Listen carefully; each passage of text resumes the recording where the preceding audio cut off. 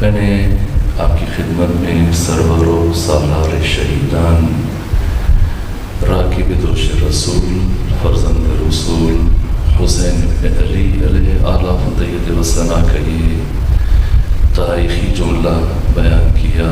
حضرت فرماتے کہ الناس عبید الدنیا۔ ہوا کیا؟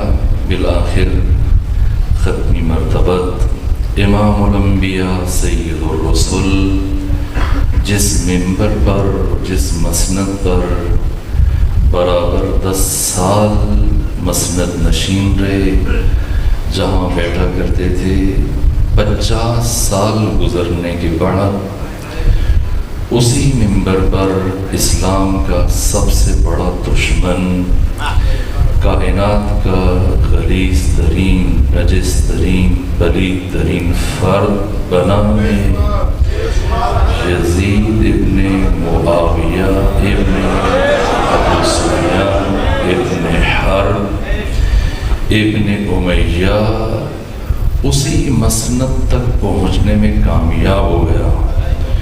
یوں معیار بدلا، اولاد مصطفیٰ اور اولاد ابو سفیان کے درمیان جو حیثیت محمد مصطفیٰ کی اولاد کی تھی، وہ حیثیت دشمن اسلام کو حاصل ہوئی، اور ابو سفیان کی اولاد مسند نشین ہے اور محمد مصطفیٰ کی اولاد اسی یزید کے سامنے رسن بستہ بے ودا ہزاروں اجنبیوں کے درمیان کھڑی۔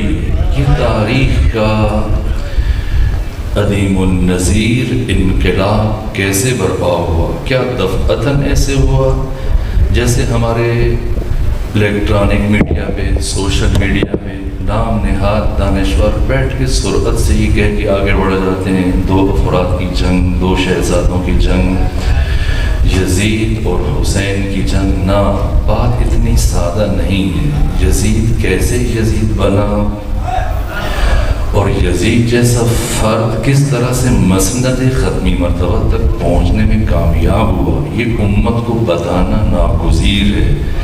عزاداری کا فلسفہ، حسینیت کا فلسفہ یہی ہے۔ اسی حقیقت کو خواجہ معین الدین اجمیری نے 800 سال پہلے بیان کیا، اسی لیے حق تعالیٰ نے ان کے کلمات کو وہ پذیرائی عطا کی کہ اس کے باوجود سرائکی بولتے ہیں، پنجابی بولتے ہیں، اردو بولتے ہیں، فارسی ہماری زبان نہیں، بھئی ہمارا زبان زد خاص و عام ہے۔ مرد، خواتین، بچے، بوڑھے مجالس میں، محافل میں بیان کرتے ہیں، ہر طرح سے کتابوں میں تحریر کیا جاتا ہے۔ یہ کلمات کی جو آفاقی حیثیت اختیار کر گئے، یہاں تک مجھے حیرت ہوئی کہ عربی کتابیں جو سید الشہداء کی سیرت پر تحریر کی گئی، ان میں بھی یہ فارسی رباعی یہ قطعہ موجود ہے جو خواجہ معین الدین اجمیری نے لکھا۔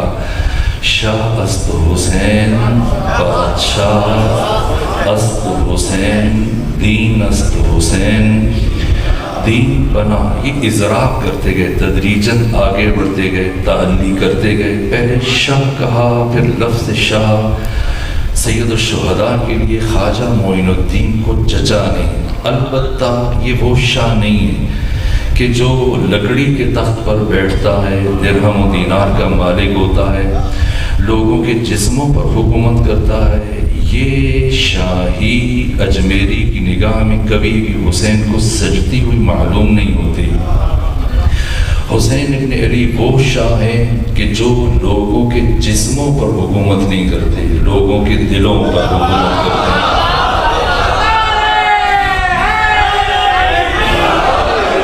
جس کی حکومت لوگوں یعنی جسموں کی حکومت محو ہو جاتی ہے، ختم ہو جاتی ہے۔ کتنے حکمران آئے، منو مٹی تلے دفن ہو گئے، نہ نام ہے، نہ نشان ہے، نہ قبروں کا پتہ ہے، نہ ذکر باقی ہے، نہ حسین ابن علی دلوں کے حکمران ہیں۔ پہلے لفظ سے شاہ کہا لیکن تشفی نہیں ہوئی، اس لیے کہ شاہ کی شاہی سرمدی نہیں ہوتی، ابدی نہیں ہوتی، آفاقی نہیں ہوتی، اس لیے پھر اضراب کرتے ہوئے آگے بڑھے اور لفظ بادشاہ کہا۔ بادشاہ یعنی جس کی شاہی لازوال ہوتی ہے، لافانی ہوتی ہے، دائمی اور ابدی اور سرمدی ہوتی ہے.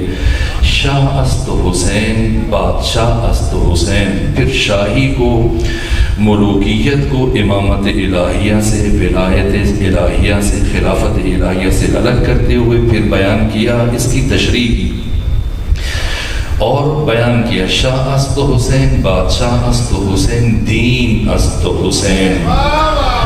دین، یہ بات خود میں خواجہ معین الدین کی روح سے دست ادب جوڑ کر استفسار کروں. خواجہ معین الدین، آپ نے یہ اتنی بڑی بات کیسے کہہ دی؟ آج کا ملا حسین ابن علی کو دیندار ماننے کے لیے تیار نہیں ہے. وہ آپ کے اقدام پر سوال اٹھا رہا ہے. آپ نے خروج کیا، آپ کو صحابہ کرام سمجھا رہے تھے، آپ کو فلاں مفسر سمجھا رہا تھا، تو آپ نے اگر امام حسین کو دیندار کہہ دیتے اور یہ کہہ کے رک جاتے تو کیا مناسب نہیں تھا؟ یہ اتنی بڑی بات کہ حسین ابن علی کو خود دین کہہ دیا، یعنی خود دین، محور دین، روح دین، خود دین حسین ابن علی خواجہ. یہ ہم نے کیسے کہہ دیا حسین ابن علی دین ہے؟ اور اگر دین کہہ دیا تھا تو یہاں رک جاتے، یہاں سے آگے نہ بڑھتے. آپ اور آگے بڑھے اور آپ نے کہا نہ صرف یہ کہ دین است حسین، دین پناہ است حسین. دین پناہ. شاہ کہہ کے رک جاتے، بادشاہ کہہ کے رک جاتے، دین کہہ کے رک جاتے. اور دین کہنے کے بعد خواجہ معین الدین نے جو امام حسین کو دین پناہ کا، اس کا مطلب کیا ہے؟ دین پناہ کا مطلب کیا ہے؟ خواجہ معین الدین نے اس تلخ حقیقت کی طرف ذہن بشر کو، عقل بشر کو، شعور بشر کو متوجہ کیا. دین پناہ کا مطلب کیا ہے؟ یعنی دین بے پناہ ہو چکا تھا، حسین ابن علی نے اس بے پناہ دین کو پناہ دی. لیکن سوال یہ ہے کہ دین کو کس نے بے پناہ کیا؟ کیا یہودی تھے؟ کیا سکھ تھے؟ کیا عیسائی تھے؟ کیا ہندو تھے؟ نہ، اسلامی سرزمین ہے، مدینہ ہے، مکہ ہے، بصرہ ہے، کوفہ ہے، حجاز ہے، طائف ہے، شام ہے. مسلمان رہتے ہیں، صحابہ رہتے ہیں، تابعین رہتے ہیں. ان کے بیچ میں کیا ہوا کہ دین بے پناہ ہو گیا؟ یہاں خواجہ معین الدین نے جو تعارف کرایا سرور و سالار شہیدان، امام حریت، امام عزت، امام غیرت، امام انقلاب، حسین ابن علی علیہ آلاف و تحیت و ثنا کا، حسین دین پناہ ہے. دین پناہ، دین کیوں بے پناہ ہوا؟ کس کے ہاتھوں بے پناہ ہوا؟ جو کلمہ پڑھتے تھے تو سمجھنا ہے، یہ عجیب تعارف ہے. حسینیت نام ہے دین کو مارے آستین سے بچانے کا. وہ جو آستین کے سانپ ہیں، وہ جو نفاق کھل کر سامنے آیا حسین ابن علی کے مقابلے میں، ان سب کے شر سے دین کو بچایا حسین ابن علی نے. آئے ڈھونڈے جو خواجہ معین الدین اس شعر میں بتا رہے وہ کون تھا جس سے دین بے پناہ ہوا. حسین دین پناہ ہے، تو بے پناہ کس نے کیا؟ ڈھونڈنا ہے، سمجھنا ہے. بے پناہ کس نے کیا دین کو؟ آیا یزید نے کیا؟ اچانک یزید تخت کے اوپر بیٹھ گیا؟ یزید کو تخت پہ بٹھایا کس نے؟ یزید تخت تک پہنچا کیسے؟ میں کوشش کروں گا کہ آج کی مختصر گفتگو میں کسی حد تک اس حقیقت کو پہنچانے میں کامیاب ہو جاؤں. سب سے پہلے مرحلے میں یہ بات، یہ تعبیر کہنا کہ کربلا یزید اور حسین کی جنگ ہے، یہ لالی پاپ اگر کوئی آپ کو دینا چاہے اس ممبر سے یا کسی بھی پلیٹ فارم سے، اس کو یکسر مسترد کر دیں. نہ، کربلا دو شہزادوں کی جنگ نہیں ہے. کربلا کیا ہے؟ کربلا کا آغاز یزید سے نہیں ہوا، کربلا کا آغاز بہت پہلے ہوا. اور کوئی امیہ کو اس خاندان کے ساتھ نہ جوڑے. امیہ کو اس خاندان کے ساتھ جوڑنے سے پہلے بلازری کی معجم البلدان پڑھ لیں، امام شمس الدین ذہبی کی تاریخ الاسلام پڑھ لیں، حتی تبری پڑھ لیں، یہاں تک کہ آپ جار اللہ زماشری صاحب تفسیر کشاف کی ربیع الابرار پڑھ لیں، پھر جوڑیں، پھر ملائیں ان خاندانوں کو آپ اس میں. نہ، صرف سے امیہ کا اس خاندان سے تعلق نہیں تھا. لیکن اس سے پہلے کہ میں اس طرف بڑھوں، پہلے ابو طالب عمران کی شخصیت جو میں کل بیان کر رہا تھا، اس کے تسلسل میں ایک جملہ کہوں تاکہ رب برقرار ہو جائے. ابو طالب عمران اس ماحول میں جہاں چاروں طرف شرک تھا، کفر تھا، گمراہی تھی، اس زمانے میں بھی انسانی اور اخلاقی اقدار کے پاسدار تھے، انسانی اور اخلاقی قدروں کے امین. جہاں تک کہ رزق کے حوالے سے جب خانہ کعبہ منہدم ہوا، بارشوں کی وجہ سے گر گیا، تعمیر نو کا مسئلہ پیدا ہوا کہ پھر سے اس کی دیواروں کو گرایا جائے، اور پھر مختلف قبیلے جمع ہوئے، قریش نے یہ ذمہ داری اٹھائی، خانہ کعبہ کی تعمیر نو کا آغاز ہوا۔ جب آغاز ہوا تو ایک بہت بڑا اژدہا آ کر بیٹھ گیا، اور جس کی وجہ سے معمار، بننا، مزدور پیچھے ہٹے، گھبرا گئے، دور سے پتھر پھینکے گئے، لیکن وہ اپنی جگہ سے نہ ہٹا، یہاں تک کہ حضرت ابو طالب عمران کو بلایا گیا، بتایا گیا اب تشریف لائے، کہا چونکہ یہ پاک اور طاہر و طیب کام ہے، عظیم کام ہے، اور اس گھر کی تعمیر کے لیے، اس کام کی تکمیل کے لیے مال کا پاک ہونا شرط ہے، مال کا بابرکت ہونا شرط ہے، جو کہ تمہارے اموال میں حرام کی آمیزش ہے، مال حرام ہے، ظلم کے ساتھ جمع کیا گیا، اس لیے اس گھر کی تعمیر اس سے ممکن نہیں ہے، پہلے اپنا مال پاک کرو، پھر اس گھر کی تعمیر ہوگی، یہ خود بخود چلا جائے گا، اسے پتھر مارنے کی ضرورت نہیں ہے۔ ایسے ہی ہوا، جیسے جب انہوں نے وہ مال چھوڑا اور پاک مال لے کے آئے، خالص مال لے کے آئے جس میں حرام کی آمیزش نہ تھی، اژدہا خود بخود وہاں سے چلا گیا۔ یہ قدریں ہیں جناب ابو طالب عمران، آپ دیکھیں جتنے بھی قبیلے تھے ان کے بت موجود تھے خانہ کعبہ میں، 360 بت جمع تھے، ہر قبیلے کا اپنا بت، مختلف دھاتوں سے بنے ہوئے، مختلف چیزوں سے بنے ہوئے، لکڑی سے بنے ہوئے، مٹی سے بنے ہوئے، پتھر سے بنے ہوئے، ان کے لیے حلوے بنا کے لاتے تھے، عبادت کرتے تھے، پھر ان کو خود بعد میں حلوہ کھا کے چلے جاتے تھے۔ یہ 360 بت جائیں ڈھونڈیں تاریخ عرب میں، تاریخ اسلام میں، تاریخ انسانیت میں، ان 360 بتوں میں قبیلہ بنی ہاشم کا کوئی بت موجود ہو، اور کبھی ابو طالب عمران نے کسی بت کے سامنے اپنی پیشانی کو خم کیا،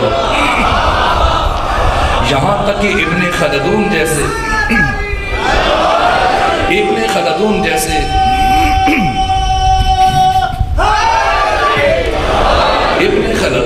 متعصب مورخ نے تحریر کیا کہ جب شراب خوری عام تھی، جب جوا قمار بازی عام تھی، جب ہر فرد شراب پی رہا تھا، بوڑھے، بچے، جوان، ایک عام روٹین سمجھی جاتی تھی، اس زمانے میں بھی کبھی جناب حضرت ابو طالب عمران نے اپنے پدر بزرگوار حضرت عبد المطلب کی مانند کبھی بھی زندگی میں ایک مرتبہ 83 سالہ حیات طیبہ میں شراب کو ہاتھ تک نہیں لگایا۔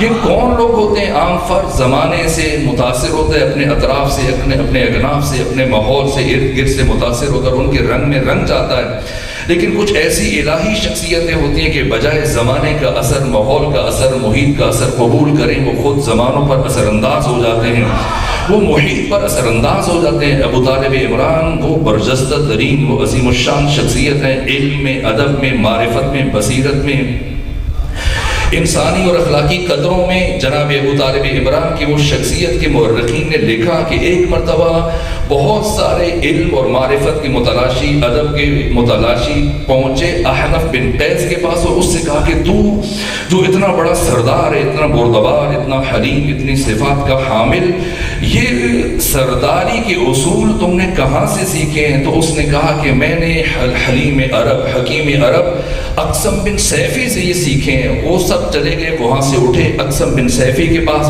کہا تم نے یہ سرداری کے گر، سرداری کے اصول، یہ معرفت، یہ حکیمانہ باتیں، یہ بردباری، یہ شجاعت، یہ سخاوت، یہ قدریں کہاں سے سیکھیں؟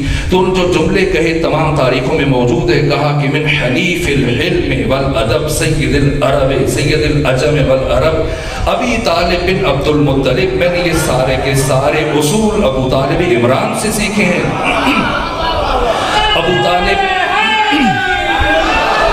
طالب عمران اپنے زمانے کی شجاع ترین، سخی ترین، کریم ترین شخصیت ہے۔ آپ کی سخاوت کے کچھ پہلو میں نے کل عرض کیے، آپ کی شجاعت کا یہ معیار تھا کہ حرب الفجار کے موقع پر جب جنگ تھی اہل حجاز کی باقی دوسرے قبائل کے ساتھ، تو وہ کہ خواہش کرتے تھے کہ آپ آئیں، اور آپ شرط عائد کیا کرتے تھے کہ میں اس شرط پر تمہاری جنگ میں شرکت کروں گا کہ تم ظلم و زیادتی نہیں کرو گے، تجاوز نہیں کرو گے، تعدی نہیں کرو گے، اور وہ وعدہ کرتے تھے تو کہا جب تک تم اصولوں پر رہتے ہو جنگ کرو گے مجھے اپنے درمیان موجود پاؤ گے۔ اس طرح سے ختمی مرتبہ اپنے بھتیجے محمد مصطفیٰ صلی اللہ علیہ وآلہ وسلم کو اپنے ہمراہ لے کے جاتے تھے، اور جتنی دیر بیٹھتے تھے آپ کے ساتھی اہل قبیلہ قریش خوش ہوتے تھے، اور ان کا پلڑا بھاری ہو جاتا تھا صرف آپ کے بیٹھنے سے، آپ کی شرکت سے، آپ کے وجود سے، آپ کا علم، آپ کا حلم، آپ کی شجاعت، آپ کی سخاوت، آپ کی قدریں، اور پھر ختمی مرتبہ کے لیے کس طرح سے سیسا پلائی ہوئی دیوار بن گئے، قدم قدم پر پہلے دن سے ختمی مرتبت کی جب تربیت کی پرورش کی ذمہ داری آپ کے کندھوں پر آپ کے پدر بزرگوار حضرت عبد المطلب نے ڈالی بچپنے سے، تو اپنے تمام بچوں میں سے بیٹیوں میں سے جب دسترخوان بچھا دیا جاتا تھا کسی کو اجازت حاصل نہیں ہوتی تھی کہ وہ دسترخوان کی طرف ہاتھ بڑھائے جب تک کہ ختمی مرتبت تشریف نہ لے کے آ جائیں، اور جب ختمی مرتبت کھانے کی طرف ہاتھ بڑھاتے تھے پھر باقی لوگ کھانا شروع کرتے تھے، یہاں تک کہ دودھ کا ایک پیالہ وسط میں ہوتا تھا اور پھر کسی کو اجازت نہیں ہوتی تھی کہ وہ پہل کرے جب تک ختمی مرتبت اٹھا کر اس سے سیراب نہ ہو۔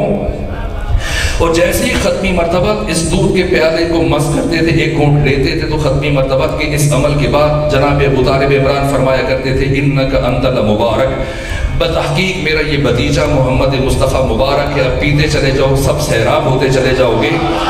یہ آپ کا عقیدہ تھا کہ عرفہ سے 3 کلومیٹر کے فاصلے پر جب پیدل چلتے ہوئے گئے ختمی مرتبت کے ساتھ، وہ کہا بھتیجے مجھے پیاس محسوس ہو رہی ہے، اور ریگستان تھا، صحرا تھا، پانی کے آثار نہیں تھے، لیکن پیغمبر سے کیوں بات کر رہے تھے؟ جانتے تھے کہ میرا بھتیجا محمد مصطفیٰ کس عزت و شان اور کس مقام کا حامل ہے۔ چچا کی بات سنی، وہیں سے ایک پتھر کو ٹھوکر ماری، چشمہ برآمد ہوا، جاری ہوا۔ جناب ختمی مرتبت نے اپنے چلو میں پانی بھرا، جناب ابو طالب عمران کو پیش کیا، سیراب کیا۔ جب وہ سیراب ہوئے تو دوبارہ اپنے پاؤں کی ٹھوکر سے پتھر کو اس کے دہانے کے اوپر رکھ دیا، یہاں تک کہ اہل عرب، اہل قریش ہزاروں کی سینکڑوں کی تعداد میں جمع ہو کر آئے، پریشان حال کہ کیا کریں، اتنے سالوں سے قحط سالی ہے، پانی ختم، پانی کے ذخیرے ختم ہو رہے ہیں، کھانے کے اسباب، فصلیں تباہ و برباد ہو رہی ہیں۔ اور پہنچے اسے امام شمس الدین ذہبی نے تاریخ الاسلام میں کہا کہ پہلے جب یہ بات چھڑی کہ کیا کریں، ہم تو مر جائیں گے، نقل مکانی کریں، حجاز کو چھوڑ کے چلے جائیں، مکہ کو چھوڑ کے چلے جائیں، تو کچھ بزرگوں نے کہا کہ جب تمہارے درمیان یادگار ابراہیم اولاد اسماعیل ابو طالب عمران موجود ہے تو تمہیں پریشان ہونے کی کیا ضرورت ہے؟ سب آپ کے پاس پہنچیں گے، سینکڑوں افراد، جیسی خواہش کی کہ آپ دعا کریں۔ جناب ابو طالب عمران نے اپنے بھتیجے محمد مصطفیٰ کو اٹھایا، گھر سے چلتے ہوئے خانہ کعبہ میں آئے اور جناب ختمی مرتبت کو مس کیا خانہ کعبہ کے ساتھ، اور آپ کی انگلیوں کو آسمان کی طرف بلند کر کے اپنے ہاتھوں کے وسط میں رکھ کے دعا مانگی۔ ہاتھ اٹھے ہوئے تھے، بارش شروع ہو گئی۔ یہ ایقان ہے، یہ ایمان ہے، یہاں تک کہ شیب ابی طالب میں جب 3 سال تک مسلسل یہ محاصرہ جاری رہا اور 3 سال مکمل ہونے کے بعد ختمی مرتبت نے اپنے چچا سے کہا، جناب ابو طالب عمران سے کہا کہ آپ چلے جائیے سرداران قریش کے پاس، ان کو جا کے بتائیے کہ جو معاہدہ ہمارے تمہارے درمیان لکھا گیا تھا، جسے خانہ کعبہ کی دیوار کے اندر، خانہ کعبہ کے اندر آویزاں کیا گیا تھا، اسی دیمک نے چاٹ دیا اور سوائے نام خدا کے کچھ بھی باقی نہیں ہے۔ یہ ایقان ہے، یہ یقین ہے جناب ابو طالب عمران کا ایمان ہے اپنے بھتیجے محمد مصطفیٰ پر۔ جب ختمی مرتبت نے کہا کہ ان سے کہیں کہ جب نام خدا کے علاوہ کچھ باقی نہیں بچاؤ، باقی سب دیمک چاٹ گئی، تو جب معاہدہ ختم ہو گیا تو اب ہمارا محاصرہ ختم کر دو۔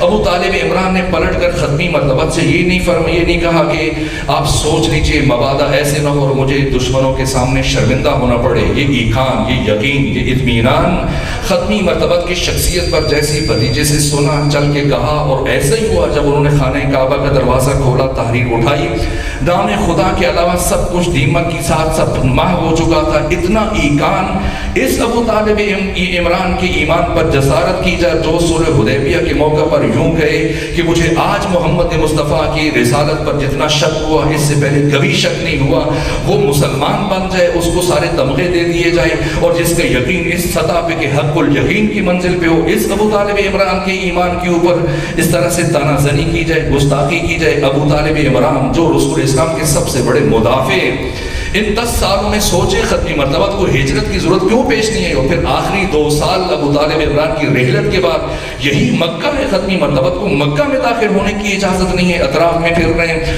مشکلات کا شکار ہے۔ جب تک ختمی مرتبت جب تک جناب ابو طالب زندہ تھے، موجود تھے، کسی کی ضرورت نہیں تھی۔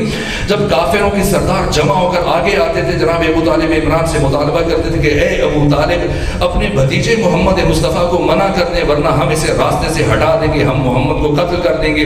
تو خود ابن خلدون نے لکھا، باقی مورخین نے لکھا کہ جناب ابو طالب عمران کافروں کے سرداروں کے جواب میں یہ جملہ کہا کرتے تھے کہ تمہیں محمد مصطفیٰ تک پہنچنے کے لیے اتنے بڑے سردار کے لاشیں پر سے گزرنا پڑے گا، اس وقت تک تم محمد تک جا نہیں سکتے جب تک کہ مجھے منو مٹی تلے دبا نہیں دو گے۔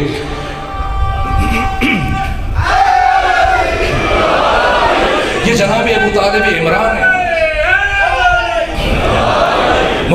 مورخین نے لکھا، سیرت نگاروں نے لکھا کہ یہاں پر ایک مرتبہ مسجد الحرام میں خانہ کعبہ کے اندر ختمی مرتبہ نماز میں مشغول تھے. یہاں ابو جہل موجود تھا، ابو لہب موجود تھا، دیگر مشرکین موجود تھے، کفار موجود تھے. اور یہاں پر ابو جہل نے عبداللہ بن زبری کی طرف دیکھتے ہوئے کہا کون ہے جو محمد مصطفیٰ کی نماز کو خراب کرے، یہ گستاخ. آگے بڑھا، قریب میں کچھ دیر پہلے اونٹ کو ذبح کیا گیا تھا، اس نے اس کی اوجری اٹھائی، خون اٹھایا. آگے بڑھا اور حالت نماز میں ختمی مرتبہ کے چہروں پر کپڑوں پر وہ گوبر اور خون مل دیا. اس حالت میں ختمی مرتبہ پلٹے خانہ کعبہ سے مسجد الحرام سے گھر کی طرف گریا کرتے ہوئے نم آنکھوں کے ساتھ. جیسی نگاہ پڑی ابو طالب عمران کی، ایک مرتبہ پلٹ کر پوچھا اے محمد مصطفیٰ میرے بھتیجے کس نے تمہارے ساتھ یہ توہین کی ہے؟ جب آپ نے وہ نام بتائے اسی حالت میں اپنی شمشیر اٹھائی، تنہا، کسی جوان کو نہیں بتایا، کسی عزیز کو ساتھ نہیں لیا، نہ بیٹوں کو، نہ بھتیجوں کو، نہ کسی عزیز کو. تنہا. یہ جرأت ہے، یہ شجاعت ہے. وہ جو علی جیسے شجاع ترین انسان کبھی باپ ابو طالب عمران اس طرح سے جرأت کے ساتھ، شجاعت کے ساتھ غیظ و غضب کے عالم میں مسجد الحرام میں داخل ہوئے.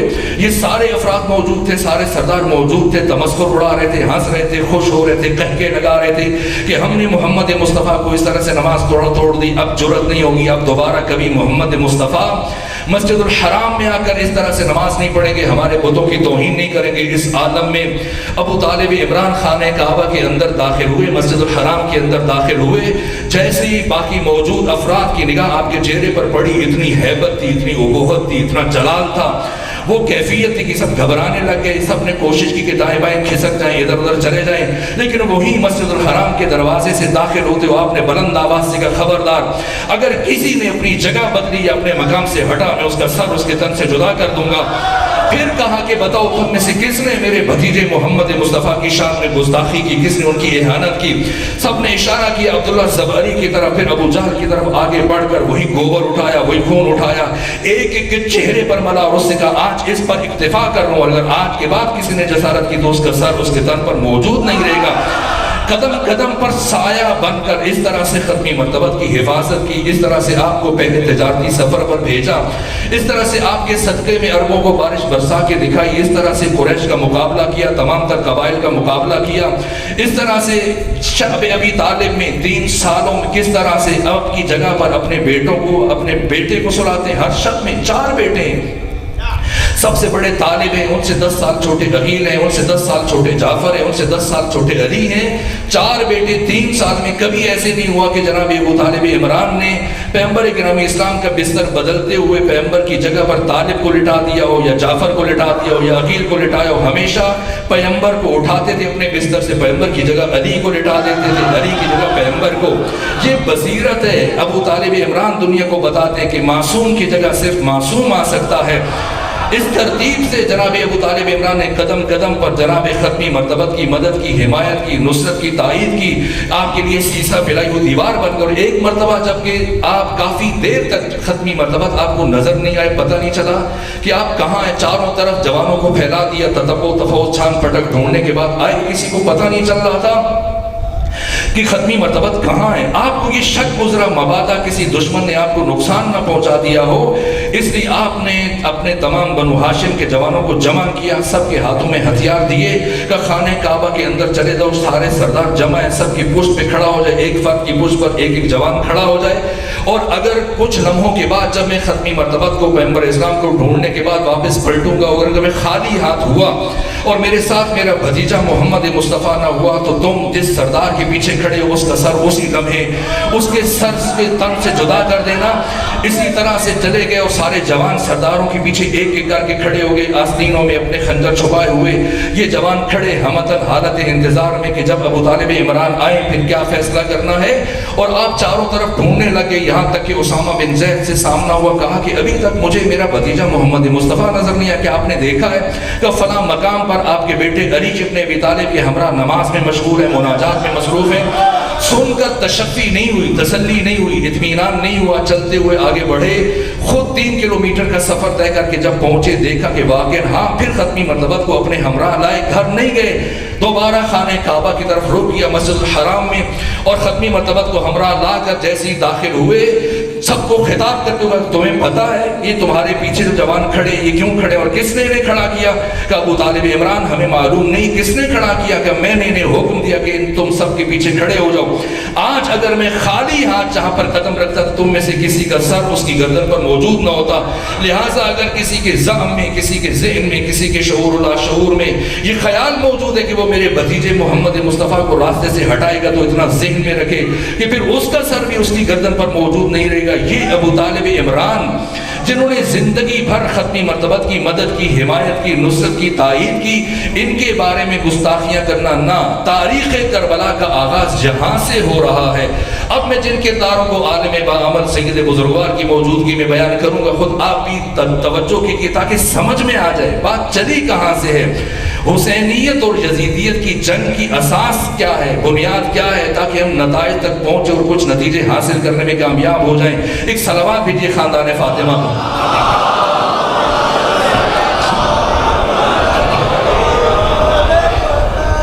حسین ابن علی کون ہے؟ آپ کے پدر بزرگوار علی ابن ابی طالب علیہ السلام، اور علی ابن ابی طالب علیہ آلاف طیبۃ والثناء جناب حضرت ابو طالب عمران کے فرزند ہیں، اور جناب حضرت ابو طالب عمران جناب عبد المطلب کے فرزند ہیں، جناب عبد المطلب جناب ہاشم کے فرزند ہیں، جناب ہاشم جناب عبد مناف کے فرزند ہیں۔ یہ بات اگر پہنچی ہے تو اب آگے بڑھیں۔ عبد مناف جو جد بزرگوار ہیں امیر المومنین کے، جو جد بزرگوار ہیں ختمی مرتبت کے، یہ عبد مناف، ان کا ایک بیٹا ہاشم ہے اور ان کے دوسرے بیٹے کا نام ہے عبد الشمس۔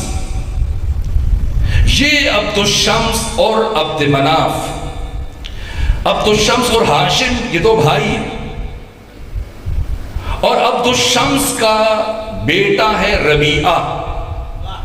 یہ ایک کڑی، چونکہ وقت کی تلوار میرے سر پہ لٹک رہی ہو، 10 منٹ باقی میں کیا بیان کروں، یا تو رک جاؤں اور یا پھر اشارہ کر دو، کل یہاں سے بات آگے بڑھے، کیونکہ اب وہ تاریخ کا اہم ترین حصہ ہے کہ کربلا کو سمجھنا جن باتوں پر موقوف ہے۔ عالم بزرگوار ہم طالب علم ہی ہیں، علماء تو وہ ہیں، تو ہم جو ادبیات کی کتابوں میں پڑھتے ہیں، سب سے پہلے ہدایہ پڑھی سید نے بھی ہم نے، اور اس میں ہدایہ جو گرامر کی کتاب ہے عربی میں، تو اس میں سب سے پہلی بات یہ ہوتی ہے، مقدمہ ہوتا ہے نا، دیباچہ جیسے آپ کہتے ہیں، المقدمۃ ففی المبادئ التي يجب تقدیمها للتوقف في المسائل علیہا، کہ مقدمہ ان ابتدائی مسائل میں سے جنہیں شروع میں ذکر کرنا واجب ہے، کیونکہ بعد کے مسائل کا سمجھنا اسی پر موقوف ہے۔ یہ اساس ہے، اگر یہ بات نہ سمجھی تو ہم بعد کے نتائج کو درک نہیں کر پائیں گے۔ اس لیے گفتگو اب تمہیدی مراحل سے نکل کر اپنے اہم ترین مراحل میں داخل ہو گئی۔ عبد الشمس ان کا ایک بیٹا ربیعہ ہے، اور اس ربیعہ کا بیٹا ہے عتبہ، عتبہ کا بیٹا ہے ولید، اور ولید کی ایک بہن ہے جس کا نام ہند ہے، اور یہ ولید ماموں ہے امیر شام کا۔ یہ ایک سلسلہ ہے، یہ بھی بعد میں آپ کو بات کام آئے گی۔ عبد الشمس، عبد مناف کو ہم نے چھوڑا، عبد الشمس کا بیٹا ربیعہ، ربیعہ کا بیٹا عتبہ، عتبہ کا ایک بھائی ہے شیبہ، عتبہ، شیبہ، ولید، حنظلہ، یہ چاروں جنگ بدر میں مارے گئے۔ عتبہ جو امیر شام کا نانا ہے، شیبہ جو امیر شام کے نانا کا سگا بھائی ہے، ولید جو امیر شام کا ماموں ہے، حنظلہ جو امیر شام کا بھائی ہے، یہ چاروں، اس کے علاوہ اور بھی بہت سارے افراد، لیکن یہ چاروں جنگ بدر میں علی کے ہاتھ سے مارے گئے۔ یہ اولاد ہے عبد الشمس کی، اور ایک اور فرد ہے جس کا نام امیہ ہے، جو بعض مورخین نے لکھا لیکن دقت سے کام نہیں لیا۔ معجم البلدان میں جناب بلازری نے، ربیع الابرار میں صاحب تفسیر کشاف جار اللہ زماشری نے، اور بڑی بڑی کتابوں میں متفق علیہ، یہ تمام اہل تسنن کی وہ بنیادی ترین کتابیں اور ماخذ ہیں، سب نے لکھا کہ امیہ عبد الشمس کا غلام تھا، جسے عبد الشمس نے شام سے خریدا، موجم البلدان، اس موضوع پر اس سے بڑی کتاب وجود نہیں رکھتی. کسی بھی اہل تسنن کے بڑے عالم دین ذمہ دار شخصیت سے جا کے استفسار کریں، سب نے لکھا ہے امیہ غلام ہے عبد الشمس کا. اس نے شام سے خریدا اور پھر اپنے ساتھ مکہ لے کے آ گیا، اور چونکہ پرلے درجے کا بد کردار تھا، زانی تھا، شرابی تھا، وہ واقعات کے محض ممبر سے ان کی طرف اشارہ بھی نہیں کر سکتا. یہاں تک کہ اس نے بنو ہاشم کی مخدرات کی نسبت سے تجاوز کرنے کی کوشش کی. اسے پیٹا گیا، مارا گیا، اور بعد میں اسے مکہ سے نکال دیا گیا، اور یہ دوبارہ سے امیہ شام چلا گیا اور 10 سال شام رہا. اور ان 10 سالوں میں جہاں اس نے اور بہت ساری جنایتیں کی، ظلم کیے، گناہ کیے، ان میں سے ایک اس نے شوہردار خاتون سے قربت اختیار کی، جس کے نتیجے میں ایک بیٹا پیدا ہوا. اور اس کی پیدائش کے موقع پر کہ اس کے گھر چلا گیا اور جھگڑا کیا کہ یہ تو میرا بیٹا ہے، اور لے کے آ گیا. اس کا نام زکان رکھا، زکان، جس کی کنیت ابو عمر ہے. ایک یہ کردار.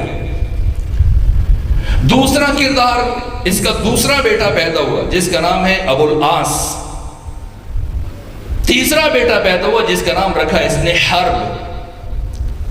حرب سے پھر جو بیٹا پیدا ہوا اس کا نام رکھا سخر، جس کی کنیت ابو سفیان ہے. اور بیٹی پیدا ہوئی جس کا نام ام جمیل رکھا، جس کی بعد میں ابو لہب کے ساتھ شادی کی گئی. یہ وہی ام جمیل ہے جو ابو لہب کے ساتھ مل کر رات کو جنگل سے جھاڑیاں کاٹتی تھی اور ختمی مرتبت کے راستے میں بچھاتی تھی، جس سے متعلق قرآن مجید نے پورا سورہ نازل ہوا. ایک حرب، دوسرا ابو العاص. ابو العاص، اس سے 2 بیٹے پیدا ہوئے. باقی بھی ہیں 2 اہم جو کردار آپ کو بعد میں کربلا سمجھنے میں کام دیں گے. ایک کا نام حکم ہے، ایک کا نام عفان ہے. حکم، اس کا بیٹا مروان، اور عفان اس کا بیٹا عثمان ہے جو بعد میں مسلمانوں کے تیسرے خلیفہ بنے. یہ ابو العاص، یہ امیہ کا بیٹا. حرب اور تیسرا بیٹا، اگر میں نے عرض کیا اور آپ کے حافظوں جی نہیں، اب آپ کے حافظے کا بھی امتحان ہو گئے. نہیں کہ ابو سفیان تو حرب کا بیٹا ہے. حرب ابو عمر کا، زکان کا بیٹا. ابو معید تیسرا بیٹا. ابو معید کا بیٹا عقبہ، عقبہ کا بیٹا ولید. یہ کردار سمجھنے. اب امیہ کون ہے ایک حد تک اندازہ ہوا. یہ امیہ وہ شخص ہے کہ جس نے اپنی زندگی میں اپنی زوجہ کو اپنے بیٹے کے کو سونپ دیا، سپورٹ کر دیا.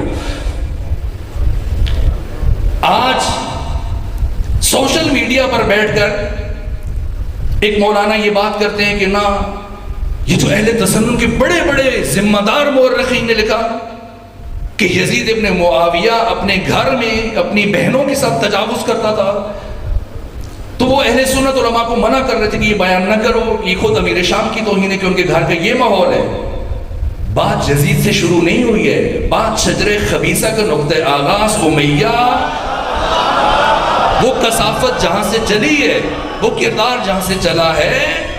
جب جد، یا علی توجہ فرمائیے، جب جد امیہ ہو تو پھر بیٹا یزید آتا ہے.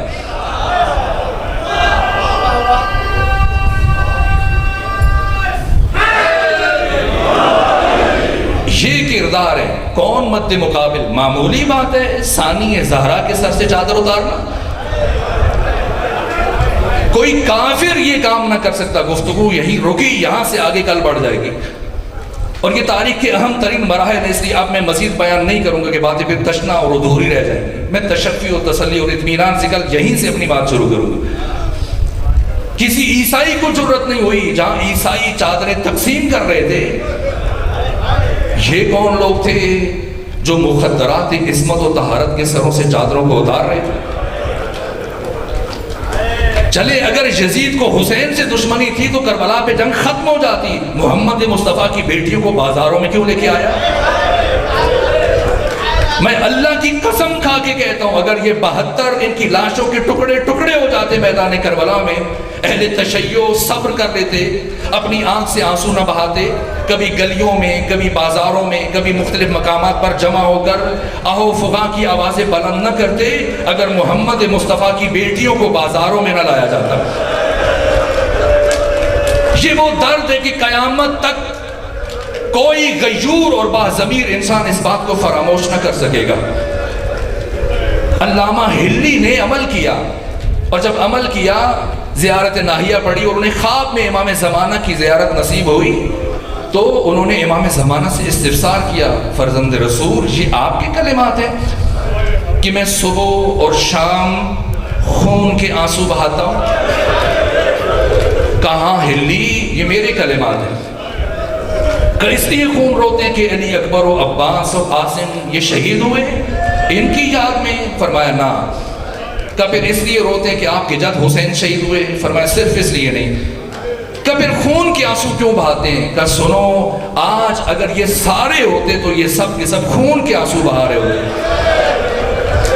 ہندوستان کے عالم دین ہیں جناب سبزواری، یہ آیت اللہ محسن حکیم کے پاس بیٹھے ہوئے تھے باقی عراق کے علماء کی موجودگی میں، اور جب آغا سبزواری نے آیت اللہ محسن حکیم سے سوال کیا کہ یہ جو مقتل کی کتابوں میں جملہ ملتا ہے کہ سید سجاد 35 سال خون کے آنسو بہاتے رہے، یہ مجازن ایک تعبیر ہے، اسباب مثال کہتے ہیں کہ واقعاً کبھی انہوں نے خون کے آنسو بہائے؟ آیت اللہ محسن حکیم نے بجائے جواب دینے کے اپنی گود میں پڑا ہوا ایک سفید رومال اٹھایا، اسے آنکھوں سے لگایا اور کچھ لمحے لگائے رکھا، اور تھوڑی دیر کے بعد جب دوبارہ اپنی ران کے اوپر رکھا تو آغا سبزواری کہتے ہیں میں نے دیکھا اس پر خون کے 200 دھبے موجود تھے. یعنی 1400 سال گزرنے کے بعد اگر کوئی نائب امام با عمل عالم دین ان مصائب کو تصور کرے تو اس کی آنکھوں سے خون جاری ہو جائے. اور وہ سید سجاد جو اپنے سامنے کھڑے ہو کر اپنی بہنوں اور پھوپھیوں کو بے ردا دیکھ رہے تھے، امام زمانہ نے فرمایا اگر آج یہ سارے ہوتے، سارے خون کے آنسو بہا رہے ہوتے. امام موسیٰ کاظم میں نے پڑھا ہے تاریخوں میں عام طور پہ کہا جاتا ہے 14 سال، میں نے ایک سے 9 سال کو جب جمع کیا 16 سال زندان میں رہے، 16 سال زندان میں رہے، اور آخر میں داروغہ زندان نے پوچھا اتنے سالوں سے زندان میں کبھی سیدھی طرح کھڑے نہیں ہو سکے، 16 سال حالت رکوع میں گزار دیے، اتنی مشکلیں برداشت کی، آپ کو تازیانوں سے مارا گیا، اذیتیں دی گئی، کبھی اپنی مصیبت پر گریہ نہیں کیا، جب بھی روئے یہی کا ہائے دادی زینب. کا داروغہ تو سمجھ نہیں پائے گا، اس لیے کہ میرے ساتھ بہنیں نہیں ہیں، بیٹیاں نہیں ہیں، اس لیے روتا ہوں کہ محمد مصطفیٰ کی بیٹیاں جب شام شہر میں داخل ہوئی مغرب کی اذانیں ہو رہی تھی، ان سب نے خون کے آنسو بہائے. معمولی بات ہے، معمولی بات ہے ثانی زہرا کا ننگے سر یزید جیسے شرابی کے دربار میں جانا؟ انسانیت قیامت تک خون کے آنسو بہاتی رہے گی. خود اندازہ کیجئے گا، بس چونکہ وقت ختم ہو رہا ہے آج میں ایک جملے پر اکتفا کر رہا ہوں، اسے سوچتے ہوئے جائیے گا، اور رات بستر پہ یاد ہو تب بھی پرسہ پیش کیجئے گا جب ثانی زہرا 5 برس سن ہے اور آپ کی والدہ معظمہ سیدہ زہرا کو غسل و کفن دیا گیا، اور مولا متقیہ نے باری باری اپنے بچوں کو بلایا، آؤ آ کر اپنی ماں کا آخری مرتبہ دیدار کر لو. سب سے پہلے امام حسن کو بلایا گیا، آئے اپنی ماں سے ملے، ودا کیا، پھر امام حسین آئے، وقت نہیں بتاؤں کیسے آئے، کیا ہوا، اور پھر اس کے بعد تیسرے مرحلے میں مولا متقیہ نے فضہ سے کہا فضہ جائیں میری بیٹی زینب کو بلا کے لے آئے، اور میری بیٹی زینب سے کہے آخری مرتبہ آ کر اپنی ماں فاطمہ زہرا کی زیارت کر لیں. ہم فاطمہ زہرا کی میت کو دفنانے کے لیے لے کے جا رہے ہیں. پڑھیے گا، علماء کرام سے پوچھئے گا۔ جیسی علی کا پیغام پہنچا، فضا نے جا کے بتایا، بابا کہہ رہے آخری مرتبہ اپنی ماں کے چہرے کی زیارت کر لیں۔ میں نے کتابوں میں پڑھا ہے، کیا فرمایا، 5 برس کی ایک بچی نے کہا اماں فضا میں ابھی جب اپنی ماں کی میت پر جاؤں گی میں گریہ کروں گی، مبادا میرے سر سے چادر اتر جائے، میں اس حالت میں اپنے بابا کی موجودگی میں جاتے ہوئے شرم محسوس کرتی ہوں۔ پہلے